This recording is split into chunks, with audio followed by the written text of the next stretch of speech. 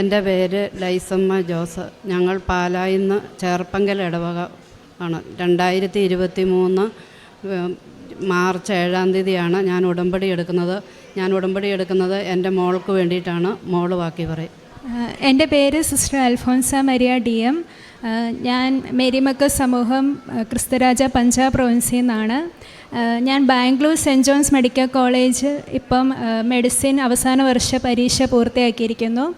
ഞാൻ മെഡിസിൻ 2-ാം വർഷം കയറിയ സമയത്താണ് എനിക്ക് മൈസ്തീനിയ ഗ്രേവിസ് എന്നൊരു അസുഖം കണ്ടുപിടിക്കുന്നത്.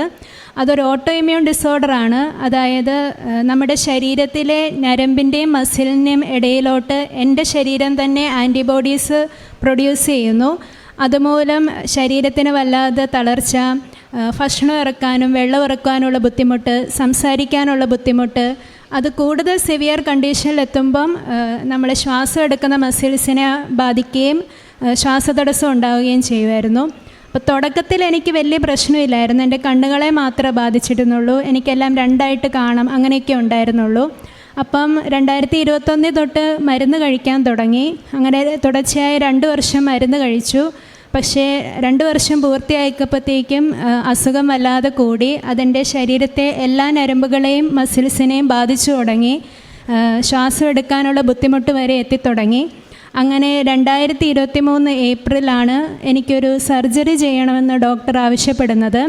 അപ്പോൾ ഞാൻ ഓൾറെഡി മെഡിസിൻ 4-ാം വർഷത്തിലോട്ട് പ്രവേശിച്ചിരുന്നു. അപ്പം സർജറി ചെയ്ത് തൈമസ് എന്ന ഓർഗൻ എടുത്തു കളയണമെന്ന് ആവശ്യപ്പെട്ടു. ഈ തൈമസ് എന്ന ഓർഗൻ ഇരിക്കുന്ന 2 ശ്വാസകോശത്തിൻ്റെ ഇടയിലാണ്. അതുകൊണ്ട് തന്നെയും പിന്നെ അനസ്തേഷ്യ തരുന്നതിൻ്റേതായ ഒത്തിരി കോംപ്ലിക്കേഷൻസ് എൻ്റെ സർജറിക്ക് ഉണ്ടായിരുന്നു. അപ്പം ഞാൻ ഓൾറെഡി ഒരു മെഡിക്കൽ സ്റ്റുഡൻ്റ് ആയതുകൊണ്ട് തന്നെ ഡോക്ടർമാർ എന്നോടെല്ലാം ക്ലിയറായിട്ട് പറഞ്ഞിരുന്നു, ഞാനെല്ലാം മനസ്സിലാക്കിയിരുന്നു. അപ്പം വീട്ടിലും എല്ലാം അറിയിച്ചിരുന്നു. ഒരു പക്ഷേ സർജറിയോടുകൂടി ഞാൻ മരിച്ചു പോയേക്കാം, അഥവാ ജീവൻ തിരിച്ചു കിട്ടിയാൽ തന്നെ ഞാൻ പൂർണ്ണമായിട്ടും തളർന്നു പോയേക്കാം എന്ന് ഡോക്ടർമാർ സർജറിക്ക് കയറ്റുന്നതിന് മുമ്പ് എന്നോട് പറഞ്ഞിരുന്നു. ആ അവസരത്തിലാണ് അമ്മ ഇവിടെ വന്ന് ഉടമ്പടി എടുത്ത് പ്രാർത്ഥിച്ചത്. അങ്ങനെ ഏപ്രിൽ 3-ാം തീയതി സർജറി ഫിക്സ് ചെയ്തു. നാട്ടിൽ നിന്ന് എൻ്റെ പേരൻസ് അവിടെ ബാംഗ്ലൂർ എത്തിയിരുന്നു. ബാംഗ്ലൂർ തന്നെയായിരുന്നു ഓപ്പറേഷൻ.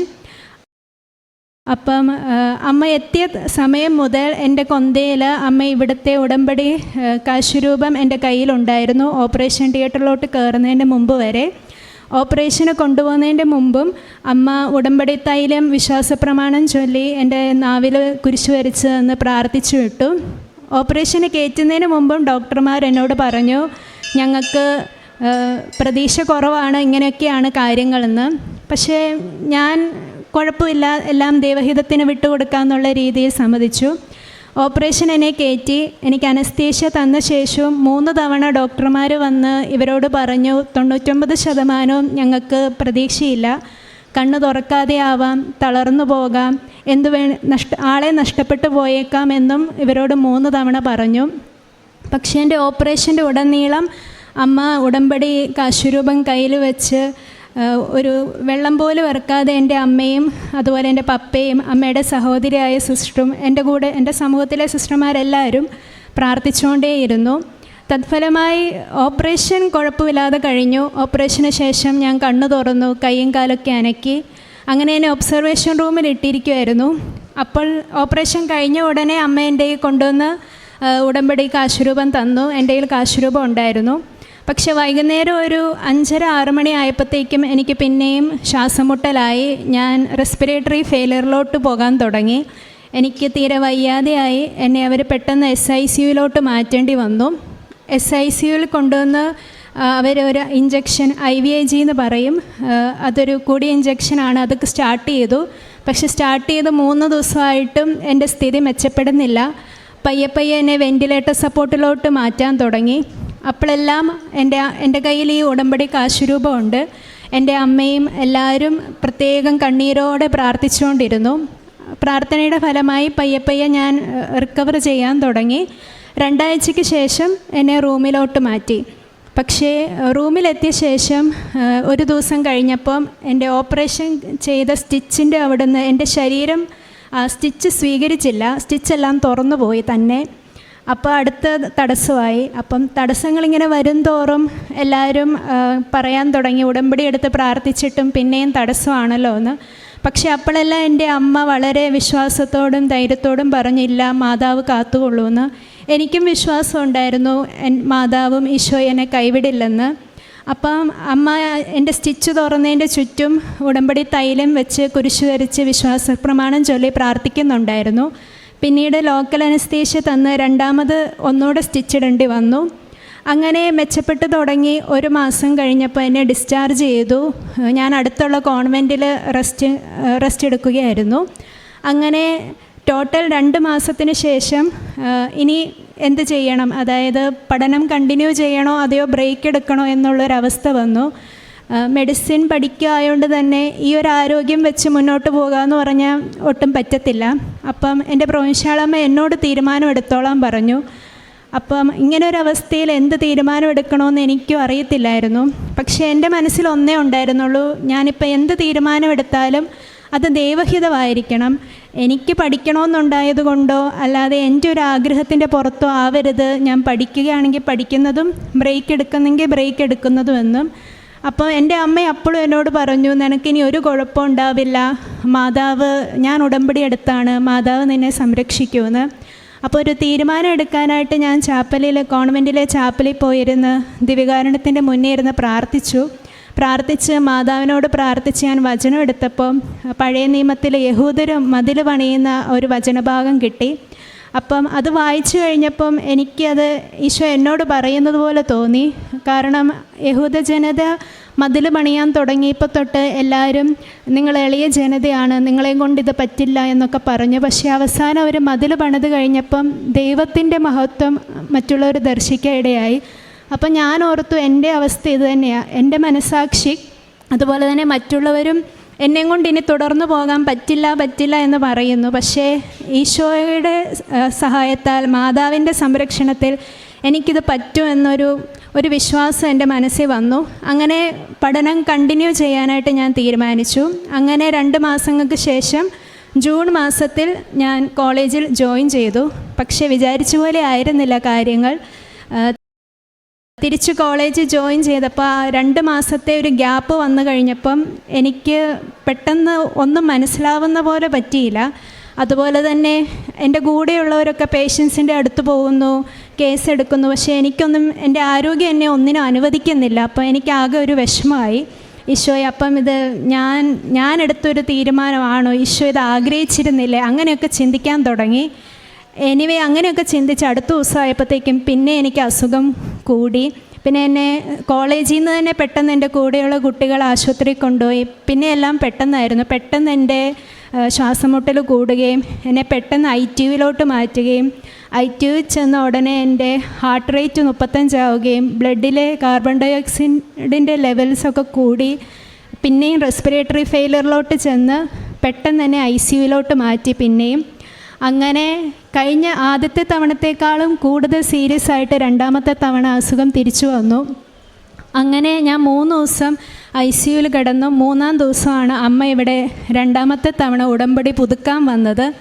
അപ്പം ഡോക്ടർമാർ തീർച്ചയായും പറഞ്ഞിരുന്നു, ഞങ്ങളുടെ കൈവിട്ടു പോയ ലക്ഷണമാണ്, അതുപോലെ തന്നെ എന്താണേലും കുറേ നാൾ ICUവിൽ കിടക്കേണ്ടി വരും. കാരണം ഞാൻ വെൻറ്റിലേറ്റർ സപ്പോർട്ടിൽ തന്നെയായിരുന്നു അപ്പോഴും. പക്ഷേ അത്ഭുതം എന്ന് പറയട്ടെ, അമ്മ ഉടമ്പടി എടുത്തു തിരിച്ച് വീട്ടിൽ വന്നു. ഓക്കെ, അമ്മ ഇവിടെ ഉടമ്പടി പുതുക്കാൻ വന്ന സമയത്ത് എൻ്റെ ഫോട്ടോയും അതുപോലെ എൻ്റെ രോഗവിവരണവും അച്ഛനെ കണ്ട് പ്രാർത്ഥിച്ച്, അച്ഛൻ അൾത്താരെ വെച്ച് പ്രാർത്ഥിച്ച് എൻ്റെ ഫോട്ടോയിൽ കുരിശു വരച്ചിരുന്നു. അമ്മ തിരിച്ച് വീട്ടിൽ വന്നു. അന്ന് വന്ന ശേഷം എനിക്ക് ബ്ലഡ് ടെസ്റ്റ് 2 തവണ റിപ്പീറ്റ് ചെയ്തപ്പോഴും അത്രയും കൂടി നിന്നിരുന്ന കാർബൺ ഡൈ ഓക്സൈഡ് ലെവൽ നോർമലാവുകയും എൻ്റെ സാച്ചുറേഷൻ മെച്ചപ്പെടുകയും ചെയ്തു. അന്ന് തന്നെ എന്നെ ICUവിൽ നിന്ന് ITUവിലോട്ട് മാറ്റി. അത് കഴിഞ്ഞ് അടുത്ത ദിവസം തന്നെ ITUവിൽ നിന്ന് എന്നെ റൂമിലോട്ട് ഷിഫ്റ്റ് ചെയ്തു. വെറും 2 ആഴ്ച കൊണ്ട് എനിക്ക് ഡിസ്ചാർജ് കിട്ടി. ഡിസ്ചാർജ് ചെയ്ത് കുറച്ചാൾ റെസ്റ്റ് എടുക്കണം, എന്നിട്ടേ കോളേജിൽ ജോയിൻ ചെയ്യാവുള്ളൂ എന്ന് പറഞ്ഞിരുന്നു. ആ സമയത്തൊക്കെ അമ്മ എനിക്ക് ഇവിടുത്തെ ഉടമ്പടി സാക്ഷ്യത്തിൻ്റെ ലിങ്ക് യൂട്യൂബിൽ അയച്ചു തരുമായിരുന്നു. ആ സമയത്തൊക്കെ ഞാൻ ഇവിടുത്തെ സാക്ഷ്യമൊക്കെ കേട്ട് പ്രാർത്ഥിക്കുമായിരുന്നു. അപ്പോഴൊക്കെ എൻ്റെ വിശ്വാസം ഇങ്ങനെ ഒത്തിരി വർദ്ധിക്കുവാനിടയായി. അങ്ങനെ റെസ്റ്റൊക്കെ കഴിഞ്ഞിരിക്കുമ്പം ഇനി എന്തെന്ന് അടുത്ത ചോദ്യമായി. ഇനിയും പഠനം കണ്ടിന്യൂ ചെയ്യണോ അതെയോ ബ്രേക്ക് എടുക്കണോ, എന്ത് ചെയ്യണമെന്ന് അറിയത്തില്ല. അപ്പോഴും ഞാൻ ഓർത്തു ദൈവം അനുവദിക്കുന്ന പോലെ നടക്കട്ടെ എന്ന്. പക്ഷെ അപ്പോഴാണ് പെട്ടെന്ന് എനിക്ക് പഠനം നിർത്തി പോകണം അങ്ങനെ ഒരു അവസ്ഥ വന്നത്. അപ്പോൾ പെട്ടെന്ന് പഠനം നിർത്തി പോകുന്നതിനേക്കാളും എന്നെ വേദനിപ്പിച്ചത് അപ്പം ഞാൻ ഈ കേട്ട ദൈവസ്വരവും ഈശോ എന്നോട് മുന്നോട്ട് പൊക്കോളാൻ പറഞ്ഞതൊക്കെ എൻ്റെ തന്നെ തോന്നലായിരുന്നോ എന്നുള്ളൊരു ചിന്തയാണ് എന്നെ കൂടുതൽ വേദനിപ്പിച്ചത്. അപ്പം ഞാൻ ദിവ്യകാരുണ്യത്തിൻ്റെ മുന്നിൽ ഇരുന്ന് മാതാവിനോടും ഈശോയോടുമായിട്ട് ചോദിച്ചപ്പം ഞാൻ ഈ കേട്ടതൊക്കെ വെറുതെ ആയിരുന്നോ? അമ്മ ഉടമ്പടി എടുത്ത് പ്രാർത്ഥിച്ചു, നീ എന്നോട് വചനം വഴി സംസാരിച്ചു, അപ്പോൾ ഈ കേട്ടതൊക്കെ വെറുതെ ആയിരുന്നോ എന്നുള്ളൊരു വേദന വന്നു. പക്ഷെ ആ ഒരു സമയത്ത് മാതാവ് എന്നോട് പറയുന്ന പോലെ എനിക്കൊരു ഫീലിംഗ് ഉണ്ടായി. മോൾ ഇപ്പോൾ റെസ്റ്റ് എടുക്കുക, ഇപ്പോൾ ഒന്നിനെക്കുറിച്ചും ചിന്തിക്കേണ്ട, ഇപ്പോൾ വേണ്ടത് റെസ്റ്റാണ്, റെസ്റ്റ് എടുക്കുക, ബാക്കി കാര്യങ്ങൾ ഞാനും ഈശോയോട് ചെയ്തോളാം എന്ന് മാതാവ് ഇങ്ങനെ പറയുന്ന പോലെ എനിക്കിങ്ങനെ തോന്നി. എന്തോ ഞാൻ ആരെയും പ്രത്യക്ഷപ്പെട്ട് എൻ്റെ അടുത്ത് വന്ന് പറഞ്ഞതല്ല, പ്രാർത്ഥിച്ചുകൊണ്ടിരുന്നപ്പോൾ എനിക്കൊരു തോന്നൽ തോന്നി. ആ ഒരു സമയം അത്രയും നേരം ഉരുകി നിന്നൊരു മനസ്സിൽ പെട്ടെന്നൊരു ആശ്വാസം കിട്ടി. പിന്നെ ഞാൻ ഓർത്തു, പക്ഷേ പുറകിൽ എന്നെ ഇവിടെ നിന്ന് കൊണ്ടുപോകാനും പഠനം നിർത്തിപ്പോകാനുള്ള എല്ലാ കാര്യങ്ങളും ക്രമീകരിച്ചിരുന്നു. പക്ഷേ എങ്കിലും ദൈവം എന്തെങ്കിലും വഴി തുറക്കും, വഴിയില്ലാത്തയിടത്ത് എനിക്ക് വേണ്ടി മാതാവ് ഒരു വഴി ഒരുക്കുമെന്ന് ഞാൻ വിശ്വസിച്ചു. അമ്മയും അങ്ങനെ തന്നെ പറഞ്ഞുകൊണ്ടിരുന്നു, ഞാൻ പ്രാർത്ഥിക്കുന്നുണ്ട്, ഉടമ്പടി എടുത്തിട്ടുണ്ട്, എനിക്കൊരു കുഴപ്പവും വരില്ല എന്ന്. അത്ഭുതം എന്ന് പറയട്ടെ, ഞാൻ തിരിച്ചു പോകുകയെന്ന് പറയാൻ വേണ്ടിയാണ് ഞാൻ കോളേജിലെ ഡയറക്ടറെ പോയി കണ്ടേ. പക്ഷേ അവരെന്നോട് തിരിച്ചു പോകണ്ട, എന്നെ കൊണ്ട് പറ്റുമെങ്കിൽ ജോയിൻ ചെയ്തോളാൻ പറഞ്ഞു. അപ്പം ഡയറക്ടറിൻ്റെ മാത്രം പെർമിഷൻ പോരാ, എനിക്കെൻ്റെ പ്രൊവിൻഷ്യലിൻ്റെ പെർമിഷനും കൂടെ വേണം ജോയിൻ ചെയ്യാൻ. അപ്പം ഞാൻ പ്രൊവിൻഷ്യാളമ്മയെ വിളിച്ചപ്പം പ്രൊവിൻഷ്യാളമ്മയും അത് തന്നെ എന്നോട് പറഞ്ഞു, ദൈവം എന്ത് തോന്നിക്കുന്നോ അതുപോലെ മുന്നോട്ട് ചരിച്ചോളാം. പക്ഷേ പ്രൊവിൻഷ്യലിന് ഒത്തിരി പേരുടെ പ്രഷർ ഉണ്ടായിരുന്നു. പക്ഷേ ആ ഒരു സമയത്ത് പോലും പ്രൊവിൻഷ്യാളമ്മ എനിക്ക് സപ്പോർട്ടായിട്ട് പറഞ്ഞത് ദൈവവും ഈശോയും മാതാവും മദറിനെ തോന്നിച്ചുകൊണ്ട് മാത്രമാണെന്ന് ഞാൻ ഇപ്പോഴും ഉറച്ചു വിശ്വസിക്കുന്നു. അപ്പോൾ എൻ്റെ പ്രൊവിൻഷ്യാളമ്മയുടെ സപ്പോർട്ടും എൻ്റെ വീട്ടുകാരുടെയും സിസ്റ്റേഴ്സിൻ്റെയും ഒക്കെ സപ്പോർട്ട് കൊണ്ട് ഞാൻ രണ്ടാമത് പഠിക്കാൻ തുടങ്ങി, കണ്ടിന്യൂ ചെയ്യാൻ തുടങ്ങി. അപ്പോൾ അമ്മ എനിക്ക് എൻ്റെ കയ്യിൽ ഉപ്പും ഇവിടുന്ന് വെഞ്ചരിച്ച് തന്ന ഉപ്പും തേനും എല്ലാം കൊടുത്തു വിട്ടിട്ടുണ്ടായിരുന്നു. അപ്പോൾ ഞാൻ പഠിക്കാൻ ഇരിക്കുന്നതിന് മുമ്പെല്ലാം ഉപ്പ് എൻ്റെ ബുക്കിന് മേലിലെല്ലാം വിശ്വാസപ്രമാണം ചൊല്ലി വെതറുമായിരുന്നു. ക്ലാസ്സിൽ പോകുമ്പോഴും ഫുൾ ടൈം അച്ഛൻ വെഞ്ചരിച്ച് തന്ന ഈ കാശുരൂപം എൻ്റെ കയ്യിൽ എപ്പോഴും ഉണ്ടായിരുന്നു. അങ്ങനെ വലിയ കുഴപ്പമില്ലാതെ ഞാൻ പഠനം കണ്ടിന്യൂ ചെയ്തു. അങ്ങനെ മോഡൽ എക്സാം വന്നു. ആകപ്പാടെ ഒരു വർഷമുള്ള അവസാന വർഷത്തിൽ ഞാൻ ആകപ്പാടെ ക്ലാസ്സിൽ പോയിരിക്കുന്ന 3 മാസമാണ്. അപ്പം ഇത് മെഡിസിൻ എന്ന് പറയുന്നത് എത്ര പാടാണെന്നും എത്രമാത്രം നമുക്ക് എക്സ്പോസ് ആവണമെന്നും അറിയാമല്ലോ. പക്ഷേ എനിക്കൊരു എക്സ്പോഷറും കിട്ടിയിട്ടില്ല. ഹോസ്പിറ്റലിൽ രോഗികളെ ഞാൻ കണ്ടിട്ടില്ല, ക്ലാസ്സിൽ പോയിട്ടില്ല. ആകപ്പാടെ 3 മാസമാണ് ഞാൻ ക്ലാസ്സിൽ പോയിരിക്കുന്നത്. പക്ഷെ ധൈര്യം അവലംബിച്ച് ഈശോയും മാതാവും കൂടെ ഉണ്ടെന്നുള്ള വിശ്വാസത്തെ ഞാൻ മോഡൽ എക്സാം എഴുതാൻ പോയപ്പോഴെല്ലാം വെഞ്ചരിച്ച് ഉപ്പ് ഞാൻ കൂടെ കൊണ്ടുപോയി. അമ്മ പറഞ്ഞു തന്ന പ്രകാരം ഞാൻ ഇരിക്കുന്നിടത്തും അതുപോലെ എൻ്റെ ആൻസർ ഷീറ്റ് മുഴുവൻ ഞാൻ വിശ്വാസപ്രമാണം ചൊല്ലി ഉപ്പ് വെതറി. കാരണം ഞാൻ എഴുതിയിട്ട് പാസ്സാകാൻ മാത്രമൊന്നും ഇല്ലെന്ന് എനിക്കറിയാം. ഞാൻ അങ്ങനെ പ്രാർത്ഥിച്ചു. റിസൾട്ട് വന്നപ്പം അത്രയും നാളും ക്ലാസ്സിൽ പോയിരുന്ന എല്ലാവരേക്കാളും മാർക്ക് എനിക്ക് കിട്ടി. ഞാൻ അത്രയൊന്നും എഴുതിയിട്ടില്ലെന്ന് എനിക്കും കർത്താവിനും മാതാവിനും മാത്രം അറിയാം. അപ്പം അവിടെ ഇരുന്നവർക്ക് പോലും, എൻ്റെ കൂടെ പഠിക്കുന്നവർക്ക് പോലും, കാരണം അവർ കണ്ടിരുന്നതാണ് ഞാൻ ക്ലാസ്സിൽ പോകാതെ ഫുൾ ടൈം ആശുപത്രിയിലാണ്. അപ്പോൾ അവർക്ക് പോലും ഒരു ഡൗട്ടായിരുന്നു എന്നെയും കൊണ്ട് ഇത് പറ്റുമെന്ന്. അപ്പോൾ എനിക്കിങ്ങനെ നല്ല മോഡൽ എക്സാമിന് നല്ല റിസൾട്ട് കിട്ടിയപ്പോൾ അവർ പോലും ദൈവമാണ് എന്നെ നയിക്കുന്നതെന്നുള്ളൊരു വിശ്വാസത്തിലോട്ട് എല്ലാവർക്കും അങ്ങ് വിശ്വാസമായി. അങ്ങനെ കടന്നുപോയി. അങ്ങനെ ഇരിക്കെ ഞങ്ങളുടെ യൂണിവേഴ്സിറ്റി എക്സാം ടൈം ടേബിൾ വന്നു. അപ്പം ഞങ്ങൾക്ക് മാർക്ക് മാത്രം പോരാ, പരീക്ഷ എഴുതണമെങ്കിൽ അറ്റൻഡൻസ് കൂടി വേണം. 80% അറ്റൻഡൻസ് ഉണ്ടെങ്കിലേ ഞങ്ങൾക്ക് എക്സാമിന് അപ്പിയർ ചെയ്യാനുള്ള എലിജിബിലിറ്റി ഉള്ളൂ. ക്ലാസ്സിൽ ആകപ്പാടെ 3 മാസം പോയ എനിക്ക് 20% പോലും അറ്റൻഡൻസ് ഇല്ല. പക്ഷേ അപ്പോഴും എൻ്റെ മനസ്സുകൊണ്ടും ഞാൻ പ്രിപ്പയർഡ് അല്ലായിരുന്നു യൂണിവേഴ്സിറ്റി എഴുതാൻ. കാരണം എൻ്റെ മുന്നിൽ അതൊരു വലിയൊരു പാറ പോലെയായിരുന്നു. എന്നെ കൊണ്ട് പറ്റുമോ യൂണിവേഴ്സിറ്റി സപ്ലിമെൻ്ററി എഴുതാമെന്നുള്ള ഇതിലായിരുന്നു. പക്ഷേ അപ്പോഴും ഞാൻ ദിവ്യകാരുണ്യത്തിന് മുന്നിൽ സമർപ്പിച്ച് പ്രാർത്ഥിച്ചു. അപ്പം ഈശോ എന്നോട് പറഞ്ഞു, നീ പേടിക്കണ്ട, നിൻ്റെ അറ്റൻഡൻസിൻ്റെ കുറവും പഠനത്തിൻ്റെ കുറവും ഞാൻ നികത്തും, നിൻ്റെ ബാച്ചിൻ്റെ കൂടെ തന്നെ നീ യൂണിവേഴ്സിറ്റി എക്സാം എഴുതുമെന്നുള്ളൊരു തോന്നൽ എൻ്റെ മനസ്സിൽ വന്നു. പക്ഷേ അതെങ്ങനെ നടക്കുമെന്ന് യാതൊരു പിടുത്തമില്ല. കാരണം 20% അറ്റൻഡൻസ് വെച്ച് എനിക്ക് എക്സാം എഴുതാൻ പറ്റില്ല. അങ്ങനെ ഇരിക്കെ പക്ഷേ ഈശോ എന്നോട് പറഞ്ഞത് ഞാൻ വിശ്വസിച്ചു. തുടർച്ചയായിട്ട് ഞാൻ ഈ കാശുരൂപം പിടിച്ച് തന്നെ പ്രാർത്ഥിച്ചുകൊണ്ടേയിരുന്നു. അങ്ങനെ എക്സാം ഫീ അടയ്ക്കേണ്ട സമയമായപ്പം എല്ലാവരും പോയി എക്സാം ഫീ അടച്ചു. ഞങ്ങൾക്ക് 10,000 അടുത്താകും എക്സാം ഫീ. അത് അടച്ചു കഴിഞ്ഞാൽ എലിജിബിൾ അല്ല എന്നുണ്ടെങ്കിൽ പൈസ തിരിച്ചു കിട്ടില്ല. അതുകൊണ്ട് ഞാൻ മാത്രം അടച്ചില്ല. കാരണം എനിക്ക് എഴുതാൻ പറ്റുമോ എന്നുള്ളൊരു ഡൗട്ടായിരുന്നു. അപ്പോൾ അങ്ങനെ പരിശുദ്ധ കുർബാനയെ സംബന്ധിക്കുന്നതിൻ്റെ ഇടയ്ക്ക് ഈശോയും എന്നോടിങ്ങനെ ചോദിക്കുന്ന പോലെ എനിക്ക് തോന്നി, ഞാൻ നിന്നോട് ഉറപ്പ് പറഞ്ഞതല്ലേ നീ പരീക്ഷ എഴുതുന്നു, പിന്നെ നീ ഇപ്പോഴും എന്തിനാ ഈ ഡൗട്ട് അടിക്കുന്നതെന്ന്. എന്തോ അന്ന് ഞാൻ പോയി എക്സാം ഫീ അടച്ചു. എനിക്ക് പരീക്ഷ എഴുതാൻ പറ്റുമെന്ന് എനിക്കൊരു വിശ്വാസം വന്നു. ഒന്നും ഇല്ലേലും ഞാൻ പോയി എക്സാം ഫീ അടച്ചു. അങ്ങനെ അറ്റൻഡൻസ് ലിസ്റ്റ് വന്നപ്പം എൻ്റെ പേര് മാത്രം ഫുൾ റെഡ് ലൈനിൽ. കാരണം എനിക്ക് അറ്റൻഡൻസ് കുറവാണ്. പക്ഷെ അപ്പോഴും ഞാൻ വിശ്വസിച്ചു, ഇല്ല, ഈശോ എന്നോട് വാക്ക് പറഞ്ഞതാണ്, മാതാവ് എനിക്ക് വാക്ക് തന്നതാണ്, ഞാൻ പരീക്ഷ എഴുതും. എങ്ങനെയാണെന്ന് വെച്ചാൽ എനിക്കറിയത്തില്ല, പക്ഷേ എനിക്ക് പരീക്ഷ എഴുതാൻ പറ്റുമെന്ന് എനിക്ക് വിശ്വാസമായിരുന്നു. അപ്പം ഞങ്ങളുടെ കോളേജിൽ നിന്ന് ഒരു അനൗൺസ്മെൻറ്റ് വന്നു, അറ്റൻഡൻസ് കുറവുള്ളവർക്ക് റീപോസ്റ്റിംഗ് 1 മാസം വെച്ച് അറ്റൻഡൻസ് കൂട്ടിക്കൊടുത്ത് പരീക്ഷ എഴുതിക്കാം. അപ്പോഴും ഞാൻ ഈശോയോട് പ്രാർത്ഥിച്ചു, ഈശോയെ ഇനി ഒരു മാസം റീപോസ്റ്റിംഗ് ചെയ്യാൻ എന്നെ കൊണ്ട് പറ്റത്തില്ല, എനിക്ക് റീപോസ്റ്റിംഗ് ഇല്ലാതെ അറ്റൻഡൻസ് വേണമെന്ന്. ഇച്ചിരി ഞാൻ അങ്ങനെ തന്നെ പ്രാർത്ഥിച്ചു. നടക്കത്തില്ല യൂഷ്വലി, പക്ഷേ ഈശോ നടത്തി തരുമെന്ന് ഞാൻ വിശ്വസിച്ചു.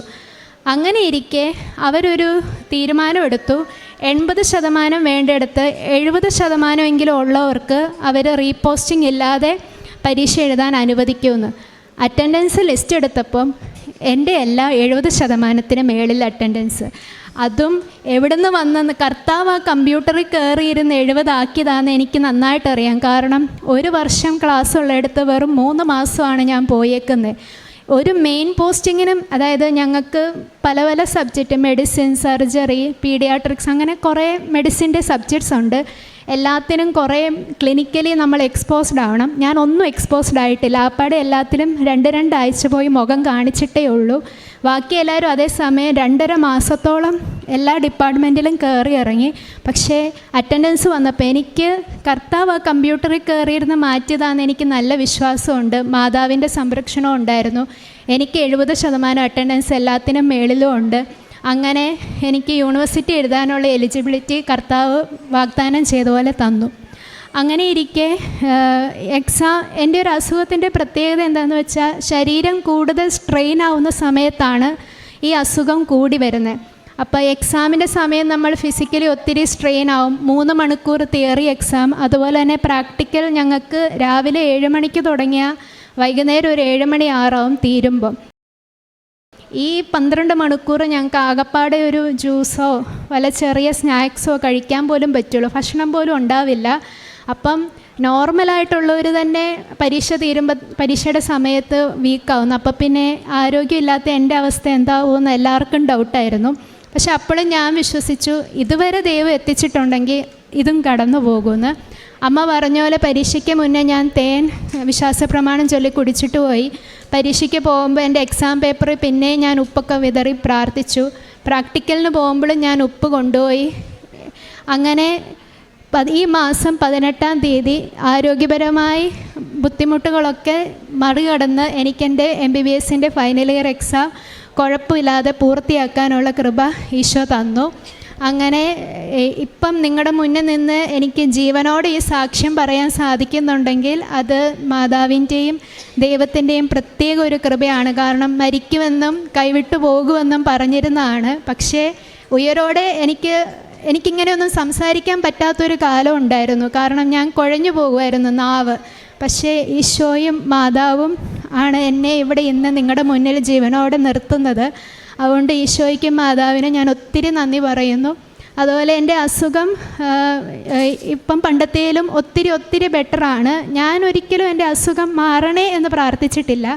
കാരണം ഞാൻ കരുതുന്നത് അസുഖം ഈശോ തന്നൊരു ദാനമാണ്. സഹനം എപ്പോഴും കർത്താവിൻ്റെ കൃപയായിട്ട് കരുതുന്ന ഒരാളാണ് ഞാൻ ഇത്രയും പ്രാർത്ഥിച്ചോളൂ, ഈശോയെ നീ തരുന്ന ഈ വേദനകൾ നീ ആഗ്രഹിക്കുന്ന പോലെ സഹിക്കാൻ, അത് നീ എത്രത്തോളം അനുവദിക്കുന്നു അത്രത്തോളം സഹിക്കാൻ ഞാൻ തയ്യാറാണ്. പക്ഷേ എൻ്റെ സമൂഹം എന്നെ ഏൽപ്പിച്ചിരിക്കുന്ന ഉത്തരവാദിത്വം എനിക്ക് ചെയ്യണം. എൻ്റേതായ കാര്യങ്ങൾ മറ്റുള്ളവരെ ആശ്രയിക്കാതെ ചെയ്യാൻ പറ്റണം. ഇപ്പം എനിക്ക് അതിന് പറ്റുന്നുണ്ട്. എൻ്റെ കാര്യങ്ങൾ സ്വയം ചെയ്യാനും, അതുപോലെ സമൂഹം ഏൽപ്പിച്ചിരിക്കുന്ന പഠനവും ഈ രോഗി ശുശ്രൂഷയും ചെയ്യാനും, അതുപോലെ എൻ്റെ അടുത്തൊരു രോഗി വരുമ്പോൾ അവരെ ശരിക്കും ഞാൻ ഈ രോഗാവസ്ഥയിലൂടെ കടന്നു പോകുന്നതുകൊണ്ട് അവരെ മനസ്സിലാക്കാനും ഈശോ അനുഗ്രഹിച്ചു. പണ്ടത്തേലും ഇപ്പോൾ ഒത്തിരി ബെറ്ററായിട്ട് മരുന്നുണ്ട്. എന്നാലും എൻ്റെ കാര്യങ്ങൾ വേണ്ട രീതിയിൽ ചെയ്യാൻ എൻ്റെ ഈശോനെ അനുഗ്രഹിച്ചു. മരുന്നിൻ്റെ അളവാണേലും പണ്ടത്തെ വെച്ച് നോക്കുമ്പം ഇപ്പം കുറവുണ്ട്. മരുന്ന് കണ്ടിന്യൂ ചെയ്യുന്നുണ്ട് എങ്കിലും, അല്ലെങ്കിൽ ഇടയ്ക്കിടയ്ക്ക് പോയി ഇഞ്ചക്ഷൻ എടുക്കണമായിരുന്നു കഴിക്കുന്ന മരുന്ന് കൂടാതെ. ഇപ്പോൾ ഇഞ്ചക്ഷൻ്റെയൊക്കെ ആണേലും അളവ് കുറഞ്ഞു. കുറേ നാളുകൾക്ക് ശേഷം റിപ്പീറ്റ് ചെയ്യേണ്ട അവസ്ഥയെ വന്നിട്ടുള്ളൂ. അപ്പോൾ ഈശോയ്ക്കും മാതാവിനും ഒത്തിരി നന്ദി. അതുപോലെ രണ്ടാമത്തെ കാര്യം, കഴിഞ്ഞ മാസം എൻ്റെ അമ്മയുടെ ചേച്ചിയുടെ ഹസ്ബൻഡ് ഒരു ആക്സിഡൻറ്റ് പറ്റി. വാരിയലിനാണ് ഫ്രാക്ചർ സംഭവിച്ചത്. അതുമൂലം ന്യൂമോതെറാക്സ് എന്നുള്ളൊരു അവസ്ഥ രൂപീകരിച്ച്, അതായത് ലങ്സിൽ നിന്നുള്ള എയർ എല്ലാം പുറത്തോട്ട് വന്നു. അങ്ങനെ വരുന്ന അവസ്ഥയിൽ പെട്ടെന്ന് തന്നെ ട്രീറ്റ്മെൻറ്റ് കൊടുത്തില്ലെങ്കിൽ ആൾ പെട്ടെന്ന് മരിച്ചു പോവും. പക്ഷേ അങ്കിളിൻ്റെ കണ്ടുപിടിച്ച് വന്നപ്പോഴത്തേക്കും സമയമായി. തൊടുപുഴയിൽ നിന്ന് മെഡിസിറ്റിയിലോട്ട് അങ്കിളിനെ പെട്ടെന്ന് എത്തിച്ചു. കാരണം ഒരു 2 മിനിറ്റ് വൈകിയായിരുന്നെങ്കിൽ അങ്കിൾ മരിക്കുന്ന അവസ്ഥയായിരുന്നു. അപ്പോൾ എൻ്റെ വീട് മെഡിസിറ്റിയുടെ തൊട്ടടുത്താണ്. അങ്കിളിനെ ഹോസ്പിറ്റലിൽ കൊണ്ടുവന്നതേ ബോഡി ഫുൾ സ്വെല്ലിംഗ് ആയി നീല കളറായിരുന്നു. കണ്ണിൽ ലൈറ്റ് അടിച്ച് നോക്കിയപ്പം യൂഷ്വലി നമ്മൾ കണ്ണാണ് നമ്മുടെ ഏറ്റവും ഒരാളെ ആശുപത്രി കൊണ്ടുപോകുമ്പോൾ ആളുടെ റെസ്പോൺസ് എത്രയുണ്ടെന്ന് അറിയാൻ പറ്റുന്നത്. പക്ഷേ അങ്കിളുടെ കണ്ണിൽ ലൈറ്റ് അടിച്ച് നോക്കിയിട്ടും അത് അനങ്ങുന്നില്ലായിരുന്നു. അപ്പം ഡോക്ടർമാർ വളരെയധികം സീരിയസ് ആയൊരവസ്ഥയാണ്. ആ സമയം എൻ്റെ അമ്മ ഉടമ്പടി തൈലം എടുത്ത് വിശ്വാസപ്രമാണം ചൊല്ലി അങ്കിളിൻ്റെ നെറ്റിയിൽ കുരിശ് വരച്ച സമയത്ത് അങ്കിൾ പെട്ടെന്ന് കണ്ണ് തുറന്നിട്ട് കണ്ണടച്ചു. അത് കഴിഞ്ഞ് സ്കാനിങ് ഒക്കെ ചെയ്തപ്പം അങ്കിളിന് കാര്യമായ പ്രശ്നങ്ങളൊന്നും ഇല്ലെന്ന് തെളിഞ്ഞു. 10 ദിവസത്തിനകം മരിച്ചു എന്ന് പറഞ്ഞു കൊണ്ടുവന്ന ആളെ 10 ദിവസത്തിനകം ഡിസ്ചാർജ് ചെയ്യും. അങ്കിളിപ്പോൾ യാതൊരു കുഴപ്പമില്ലാതെ നന്നായി നടക്കുകയും ചെയ്യുന്നു. ബാക്കി ഉടമ്പടിയുടെ കാര്യം എൻ്റെ അമ്മ തന്നെ സംസാരിക്കും. ഞാൻ ഉടമ്പടിയിൽ പറഞ്ഞു തരുന്ന പോലെ തന്നെ എല്ലാം തന്നെ മാക്സിമം ചെയ്യാൻ പറ്റുന്ന പോലെ ചെയ്യാറുണ്ട്. രോഗി സന്ദർശനം, പിന്നെ പാവങ്ങൾക്ക് നമ്മളെ കഴിയാവുന്ന വിധത്തിലൊക്കെ സഹായിക്കാറുണ്ട്. പിന്നെ അനാഥ അങ്ങനെയൊക്കെ ഉള്ളിടത്ത് ഡ്രസ്സുകൾ, അരി സാധനങ്ങളൊക്കെ അങ്ങനെ വാങ്ങിച്ച് കൊടുക്കാറുണ്ട്. പിന്നെ പള്ളിയിൽ പോക്ക് പറ്റുമ്പോഴൊക്കെ ഞാൻ പള്ളിയിൽ പോകും.